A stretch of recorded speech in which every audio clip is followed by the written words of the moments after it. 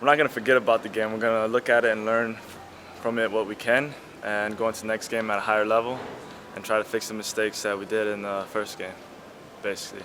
Today we had a training, try to keep everyone sharp. The guys that didn't play much, keep those guys sharp, because maybe we're going to need them in the second game. For sure, we're going to need the whole team. And yeah, we're just looking to be sharp when we go out and play Cameroon.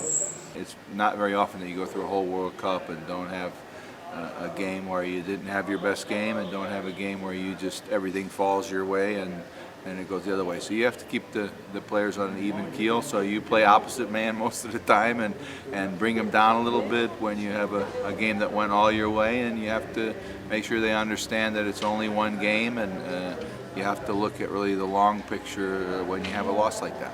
Yeah, obviously it's not easy to kind of put that behind you, but I think our group's done a pretty good job. We didn't talk too much about Germany. We did a little bit last night, and now the focus is all on Cameroon. We know there's still 6 points out there, and we're focused on getting that, not on the points we've lost. Right now we're really eager to get a new match and show that we're better than what we performed yesterday. So I have a good feeling about the next game. I think the first part is the mental part, getting past the game, which they have seemed to do very quickly, and I think the next step physically is really that we regenerate their legs and look at whether some players, depending on what form they're in at this time of year, whether they need to be substituted to get fresh legs on, or whether they are players that can play 3 games, 90 minutes every 3 days, which is very difficult for any players on any team. First of all, we're soccer players, so we're used to this, but it's more like go out swimming. We've done that already today, and getting treatment from the staff and just relax, don't do anything harsh. Obviously 90 minutes takes a real toll on your body, so today really light, easy. We slept in, 9:30 breakfast.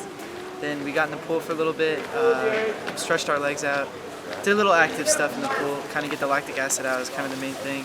Then we went to the contrast bath, 3 minutes in the hot, 1 minute in the cold. It just helps with the lactic acid, same thing. And then also getting massages throughout any areas you're sore, getting extra treatment from the staff.